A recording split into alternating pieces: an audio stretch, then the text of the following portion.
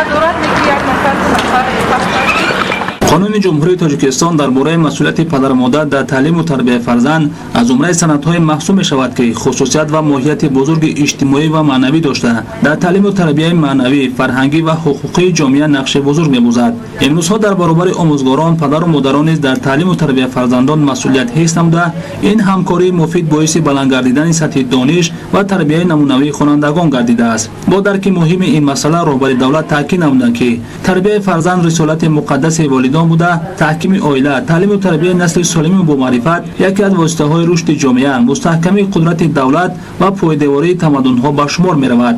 درست است که بدون تعلیم و تربیت ترتیبات جامعه را نمی‌توان پایدار و استوار کرد و با آینده درخشان دولت و ملت با اعتماد امید بست. قانون درباره مسئولیت پدر و مادر در تعلیم و تربیت فرزند در بلند برداشتن سطح معرفت‌ناکی نوجوانان و جوانان که نیروی پرقدرت، تکیه‌گاه و بایگری دولت محسوب می‌یابند، نقش سازنده گذاشت. باید گفت که در دایره طلبات قانونی مذکور در مؤسسه‌های تعلیمی با پدر و مادران خواننده‌ها و دیگر نمایندگان فعال محله‌ها اهل زیا پیوسته چاره‌بینی و واخوری‌های سودمند از جانب سودیه‌های سود ناحیه سینا گذرانیده می‌شود. تشکیل و براه ماندن چنین چاره‌بینی‌های معرفتی می‌تواند در بلند برداشتن سویه دانش و معرفت حقوقی جوانان نورسان سهم ارزنده گذارد.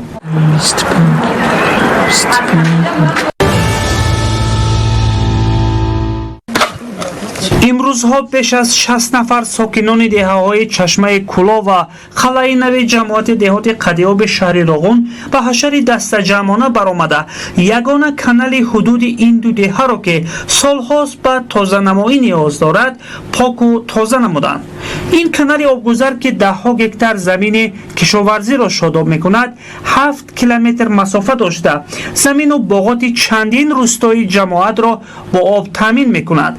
کانال بر اثر به نظارت ماندن سالها در حالت خرابی قرار داشت و آبی که از آن می‌گذشت به تامینات زمین‌های کشاورزی بسنده نبود.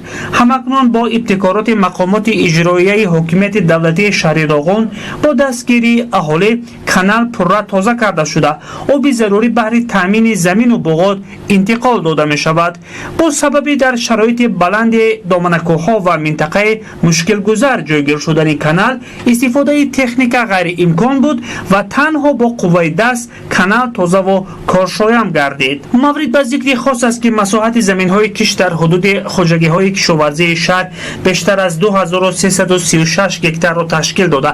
مسئولین عزم دارند با اهل زحمت امسال میدان کشت کارتوشکا و مواد غذایی اولیه را بیشتر سازند. حالا در تمام خواجگی‌های کشاورزی شهر راغون با استفاده از روزهای گرم و آفتابی کشت بهاری سبزیجات و دیگر نوع‌های زراعت با صورت ادامه داشته. دهقانان و کشاورزان عزم دارند که با رویانیدن حاصل فراوان سبزیجات و زراعت و میوه‌جات در تامین امنیت عضوگواری مملکت خصوصا بازار استعمالی کشور با محصولات کشاورزی در همه فصل‌های سال سهم نظررس گذارند.